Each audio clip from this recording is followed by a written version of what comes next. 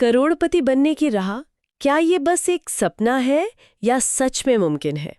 आज हम एक गाइड पर बात कर रहे हैं जो कहती है कि भाई ये कोई जादू टोना नहीं है, ये तो स्मार्ट प्लानिंग, अनुशासन और हाँ, समय का खेल है। तो इस गाइड का मकसद क्या है?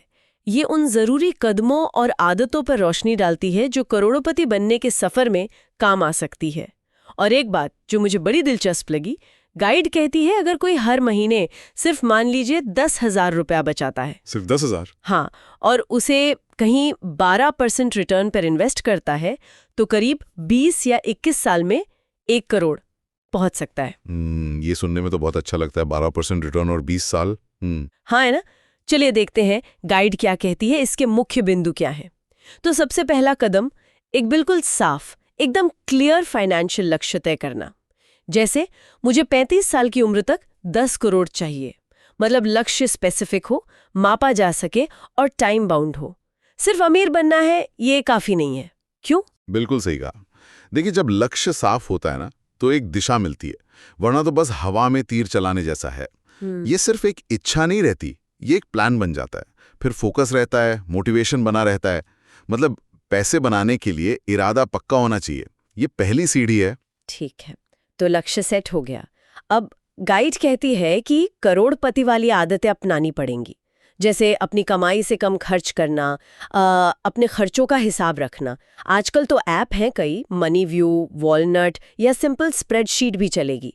नियमित रूप से इन्वेस्ट करना और बहुत जरूरी महंगे कर्जों से बचना, खासकर वो क्रेडिट कार्ड वाले। हाँ, ये आदतें सुनने में सीधी लगती हैं पर निभाना मुश्किल। वही तो, अपनी कमाई से कम खर्च करना, यहीं ज्यादातर लोग अटक जाते हैं, है ना? बिल्कुल।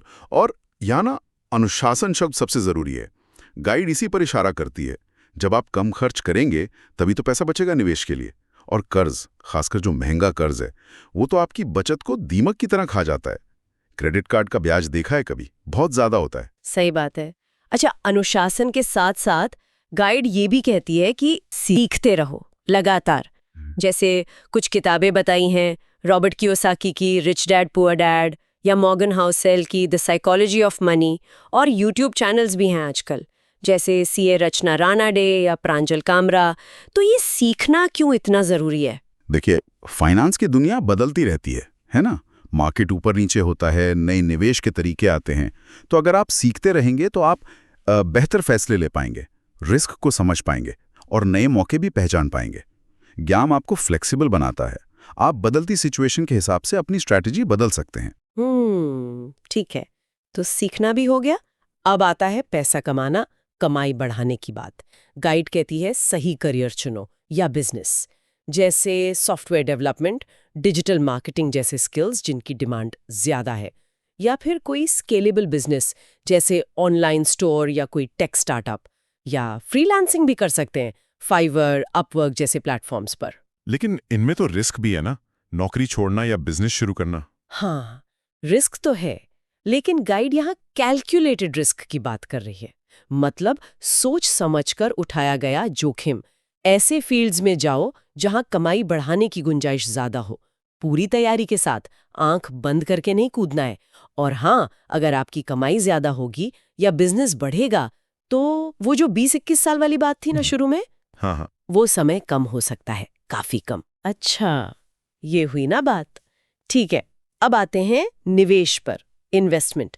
गाइड कहती है स्टॉक मार्केट में लंबे समय के लिए एसआईपी करो, रियल एस्टेट में लगाओ किराए के लिए और प्रॉपर्टी की कीमत बढ़ने के लिए, और सोने जैसे दूसरे ऑप्शंस में भी थोड़ा पैसा डालो, मतलब डाइवर्सिफाई करो। और यहाँ वो कंपाउंडिंग की शक्ति का जिक्र फिर से आता है, जैसे उस 1 करोड़ वाले उदाहरण में था।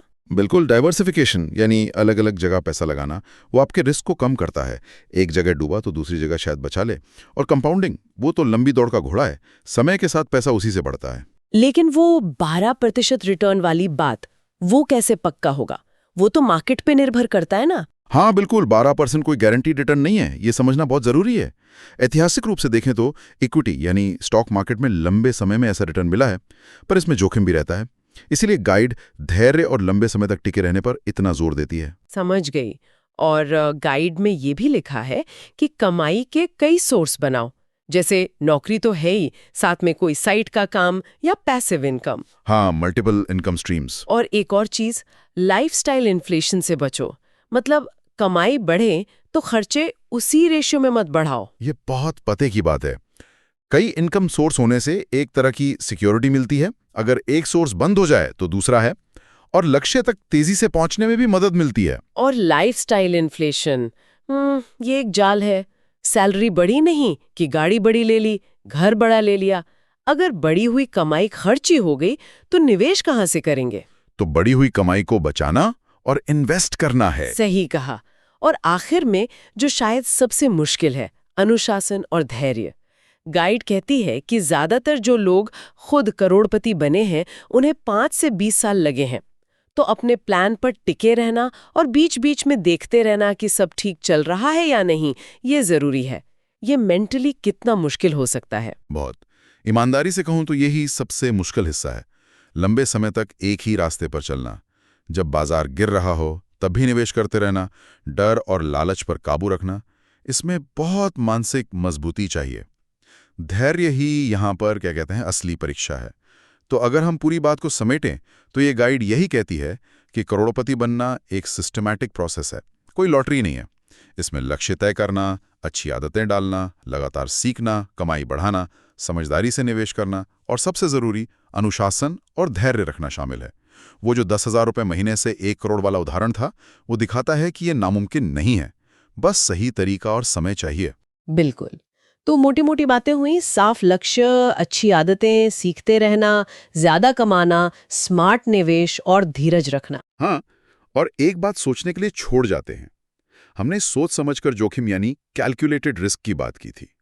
गाइड कहती है कि इससे लक्ष्य जल्दी मिल सकता है, पर असल जिंदगी में, पर्सनल फाइनेंस में इस कैलकुलेटेड रिस्क का मतलब क्या है? कोई इसे सिर्फ जुआ खेलने या तुक्का मारने से कैसे अलग समझेगा? खासकर वो इंसान जो अभी शुरू कर रहा है। इस पर सोचना चाहिए। बहुत अच्छा सवाल है। इसी विचार के साथ आज की ये बातचीत यहीं खत्म करते हैं।